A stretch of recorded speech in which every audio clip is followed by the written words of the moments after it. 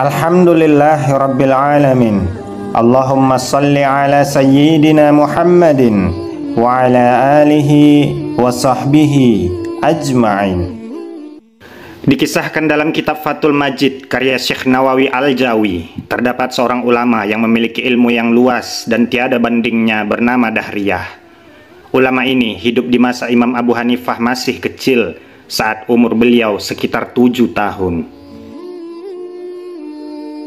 Seluruh ulama pada masa itu tidak mampu menandinginya saat berdebat, terutama dalam bab tauhid.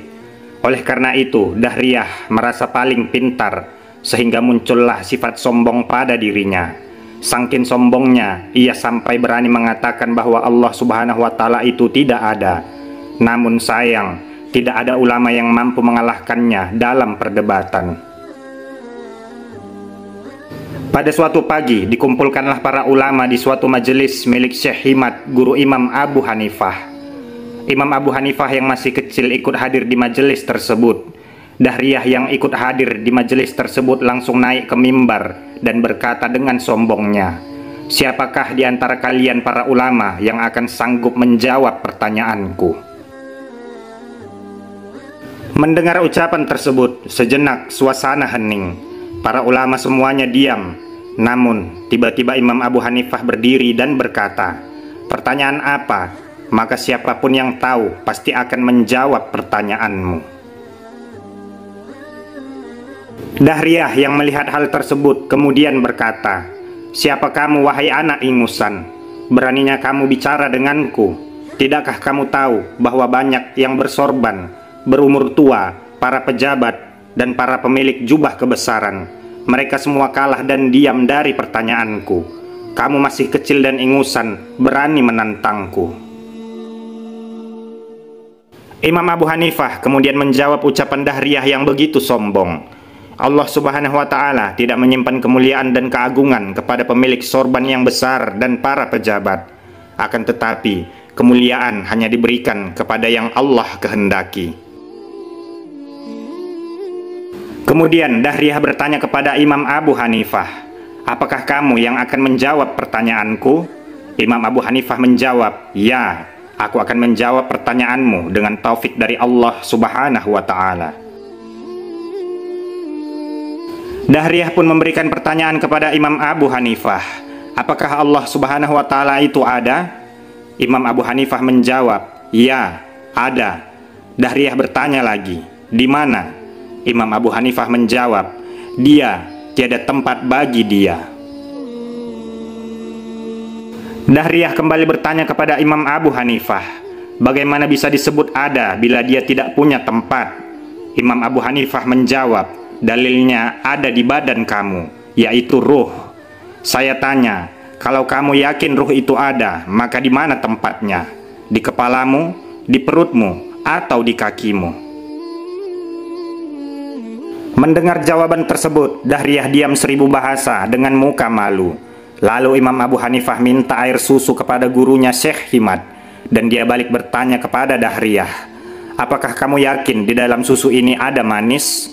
Dahriyah menjawab, "Ya, saya yakin di susu itu ada manis." Imam Abu Hanifah lalu bertanya kembali, "Kalau kamu yakin ada manisnya, saya tanya, apakah manisnya ada di bawah, atau di tengah, atau di atas?" Lagi-lagi Dahriyah diam dengan rasa malu, dan kemudian Imam Abu Hanifah menjelaskan, "Seperti ruh atau manis yang tidak memiliki tempat, maka seperti itu pula tidak akan ditemukan bagi Allah Subhanahu wa Ta'ala tempat di alam ini, baik itu di arasy atau di dunia ini." Dahriyah pun bertanya lagi kepada Abu Hanifah, "Sebelum Allah Subhanahu wa Ta'ala itu apa? Dan setelah Allah Subhanahu wa Ta'ala itu apa?" Imam Abu Hanifah kemudian menjawab, "Tidak ada apa-apa sebelum dan sesudahnya Allah Subhanahu wa Ta'ala." Dahriyah masih belum terima dan berkata, "Bagaimana bisa dijelaskan bila sebelum dan sesudahnya tidak ada apa-apa?" Imam Abu Hanifah menjawab, "Dalilnya ada di jari tanganmu. Apakah ada sesuatu sebelum jempol dan setelah kelingking? Apakah kamu bisa menerangkan mana yang lebih dahulu, jempol duluan atau kelingking duluan?" Demikianlah sifat Allah Subhanahu wa Ta'ala, ada sebelum semuanya ada dan tetap ada bila semua tiada.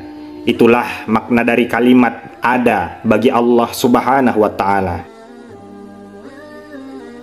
Lagi-lagi Dahriyah dipermalukan, namun ia belum menyerah. Ia kemudian mengajukan pertanyaan lagi, apa perbuatan Allah Subhanahu wa Ta'ala sekarang ini? Imam Abu Hanifah menjawab, perbuatan Allah Subhanahu wa Ta'ala sekarang adalah menjatuhkan orang yang tersesat seperti kamu ke bawah jurang neraka dan menaikkan yang benar seperti aku ke atas mimbar keagungan.